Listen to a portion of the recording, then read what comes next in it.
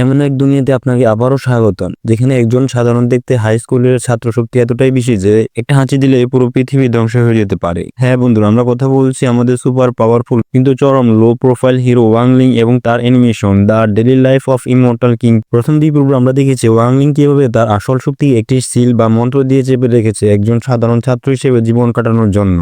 অপ্রাণ চেষ্টা করছে, কিন্তু তার ভাগ্য যেন তাকে এক মুহূর্তের জন্য শান্তিতে থাকতে দেয় না। আজ আমরা দেখবো তৃতীয় পর্ব কি কি ঘটতে চলছে। তাহলে চলুন আর দেরি না করে শুরু করা যাক আজকের পর্ব। হেই বন্ধুরা, welcome to movie Bangla explain. আমি সাকিব আছি তোমাদের সাথে। তো এপিসোডের শুরুতে আমাদের দেখানো হয় যে স্কুলে কোন এক টেস্টে হতে চলছে, আর তার জন্য চেন তার বাড়ি থেকে একটি বড় পাত্র নিয়ে এসেছে যাতে সে গোল্ডেন পিন বানিয়ে সানকে ইমপ্রেস করতে পারে। তখনই সেখানে একটি বড় গাড়ি আসে, বডিগার্ডদের লাইন লেগে যায়, রেড কার্পেট বিছানো হয় আর গাড়ি থেকে সান বেরিয়ে আসে। এটা দেখে চেন তাকে ডাক দেয়, কিন্তু সান তাকে ইগনোর করে সোজা তার হিরো ওয়াং এর কাছে চলে আসে। আর বেচারা চেন লজ্জায় পাথরের মতো জমে যায়। এবারে যেই সান ওয়াংকে ডাকতে যায়, ওয়াং দেখতে পায় যে সানের মাথার উপর এক ধরনের সিম্বল তৈরি হয়েছে, আর সেই সিম্বলটি মোছার জন্য সে সোজা সানকে স্পর্শ করে। এই সিনটা দেখে সানের বডিগার্ডদের চোখ বড় হয়ে যায়, কিন্তু তারা আর কি জানবে যে ওয়াং তো শুধু সিম্বলটি মোছার জন্য সানকে স্পর্শ করেছিল এবং একটি টোকা দিয়ে সিম্বলটি ধ্বংস করে দেয়। আর যে চিহ্নটি মুছে যায়, ওয়াং চুপচাপ সেখান থেকে চলে আসেন। আর আমরা সানকে দেখি যে লজ্জা লাল হয়ে যাচ্ছে। তাকে দেখে মনে হচ্ছে ওয়াং তাকে পছন্দ করে। এরপর আমরা সোজা ক্লাসরুমে সিন দেখি, যেখানে টিচার সবাইকে গোল্ডেন পিল বানানোর বেসিক রেসিপি শিখাতে চলছে। তিনি সবাইকে বলেন যে আমি যেমন যেমন করছি তোমরা ফলো করতে থাকো, কিন্তু তিনি এতটাই দ্রুত রেসিপিটা বলা শেষ করে যে স্টুডেন্টদের মধ্যে কেউ কিছু বুঝতে পারে না। কিন্তু এরপরও তারা টিচারকে কিছু বলে না, আর বই দেখেই পরে গোল্ডেন পিল বানাতে লেগে যায়। এই সময় আমরা দেখি যে সবাই কিছু না কিছু নিজের বাড়ি থেকে নিয়ে এসেছে। যেমন সান বড় একটি রিফাইনিং মেশিন নিয়ে এসেছে, ওয়ান একটি মাইক্রোওয়েভ ওভেন, আর গু একটি স্পেশাল কপার দিয়ে তৈরি পাত্র নিয়ে এসেছে, যার দিকে সব স্টুডেন্টরা আকৃষ্ট হয়ে যায়, এমনকি টিচারও। যখনই চেন এর লোহার পাত্রটি বাস্ট হয়ে যায়, কারণ চেন ওটাতে অনেক বেশি ইনগ্রেডিয়েন্টস দিয়ে দিয়েছে। এটা দেখে চেন দৌড়ে ক্লাস থেকে বেরিয়ে যায়। এরপর টিচার সবাইকে একটি ব্রেক নিতে বলে, কারণ গোল্ডেন পিল বানাতে সময় লাগবে। এরপর যখন ক্লাসে কেউ থাকে না, তখনই ফ্রগ, যে আসলে জায়ান্ট ফ্রগ ছিল, গু এর পাত্রটি খাওয়ার জন্য আসে, কারণ সেটার শক্তি তাকে আকর্ষণ করেছিল। কিন্তু তখনই সেখানে ওয়াং এসে যায়। আসলে তার সন্দেহ হয়েছিল যে ফ্রগ কিছু না কিছু করবে, কিন্তু ওয়াং কিছু করার আগে ফ্রগ জানালা দিয়ে লাফিয়ে পড়ে। ওয়াং তার পিছনে যায়। তখন আমরা দেখি ফ্রগ লাফিয়ে নিচে ফ্লোরে চলে আসে, কিন্তু ওয়াং সোজা নিচে চলে যায়। এটা ভেবে ফ্রগ খুশি হয় যে সে ওয়াংকে ধোকা দিয়েছে, কিন্তু এমন কিছুই হয় না, কারণ ফ্রগ যখন পেছনে দেখে তখন সেখানে ওয়াং দাঁড়িয়েছিল। এরপর ওয়াং ফ্রগকে মেরে ফ্লোর থেকে নিচে ফেলে দেয়। অন্যদিকে আমরা চেনকে দেখি সে লাগাতার দ্রুত গতিতে গ্রাউন্ডের চক্কর কাটছিল, যার কারণে সেখানে দাঁড়িয়ে থাকা মেয়েদের স্কার্ট হাওয়ায় উঠতে থাকে। আসলে চেন ভয় পেয়েছিল, কারণ যে পাত্রটি ব্লাস্ট হয়েছিল সেটি একটি পুরনো পারিবারিক পাত্র ছিল, আর অনেক অনুরোধের পর তার বাবা তাকে স্কুলে নিয়ে যাওয়ার অনুমতি দিয়েছিল, সাথে হুমকিও দিয়েছিল যদি পাত্রটি কিছু হয় তাহলে সে তাকে ছাড়বে না। পরের সিনে আমরা দেখি ওয়াং গু এর পাত্রটি পরিষ্কার করে সেটি ফেরত রাখতে চাচ্ছিল, কিন্তু তখনই গুও তাকে দেখে ফেলে আর ভুল বুঝে বসে যে ওয়াং তার টেস্টার খারাপ করতে চায়। তাই সে ওয়াং এর উপর খুব রেগে যায়। এদিকে দৌড়াতে দৌড়াতে চেন এর মাথা খারাপ হয়ে যায়। তাকে দেখে মনে হচ্ছিল যেন সে কারো নিয়ন্ত্রণে আছে, সাথে অদ্ভুত অদ্ভুত কথাও ভাবছে, যেমন সান তাকে নয় বরং ওয়াংকে পছন্দ করে, আর সে ক্লাসের প্রেসিডেন্ট হওয়া সত্ত্বেও একটি সাধারণ গোল্ডেন পিল বানাতে পারলো না।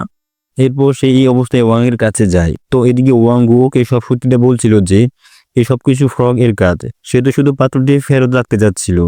কিন্তু গুও তার কথা বিশ্বাস না করে নিজের বানানো বিষ তার দিকে শুট করে। এই বিষ থেকে ওয়াং তো সহজে বেঁচে যায়, কিন্তু এই বিষটা সোজা পিছন থেকে আসা চেন এর মুখে গিয়ে লাগে আর সে অজ্ঞান হয়ে যায়। এটা দেখে গুও ভয় পেয়ে যায়, কিন্তু ওয়াং নিজেকে সামনে চেনকে তার ম্যাজিক দিয়ে ঠিক করার চেষ্টা করে।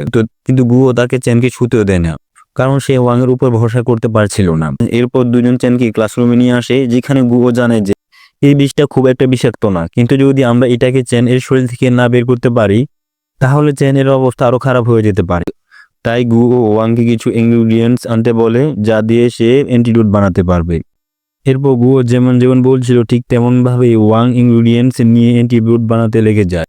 এবার তারা ইনগ্রিডিয়েন্ট বানিয়ে সেটাকে গরম করার জন্য গুও এর পাত্রে রেখে দেয়, কিন্তু সেটা বানাতে 4 ঘন্টা লাগার কথা ছিল, কিন্তু তাদের টিচার 2 ঘন্টার মধ্যে চলে আসবে। এটা ভেবে গুও মাথা খারাপ হয়ে যায়।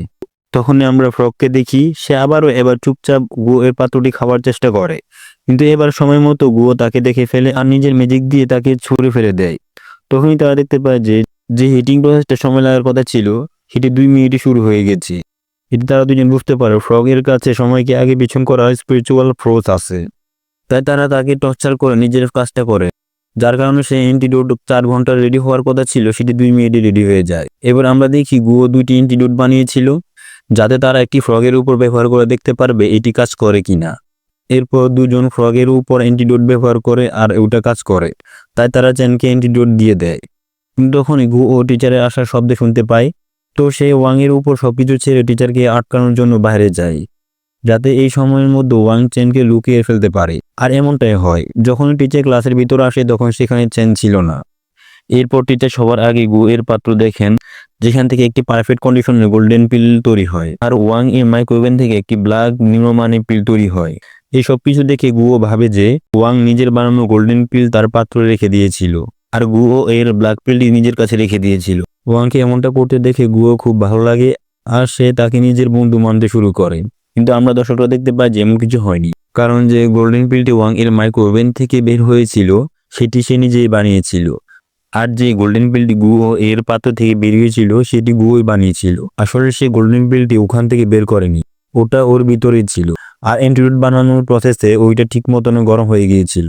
পরের সিনে আমরা চেনকে দেখি সে নিজের পাত্রের ভিতরে ঘুমাচ্ছিল, আর যখন তার জ্ঞান ফিরে তখন গুয়ো তাকে জানায় যে ওয়াং তার ম্যাজিক দিয়ে তোমার পাত্রটা ঠিক করে দিয়েছে। এটা দেখে চেন ওয়াংকে তার ভালো বন্ধু মানতে শুরু করে। আর বন্ধুরা, এই এপিসোড এখানে শেষ হয়ে যায়। তো বন্ধুরা, ভিডিওটি কেমন লাগলো অবশ্যই কমেন্ট করে জানাবে। ভালো লাগলে লাইক, শেয়ার এবং চ্যানেলটা সাবস্ক্রাইব করতে ভুলবে না। দেখা হবে পরের ভিডিওতে। ধন্যবাদ।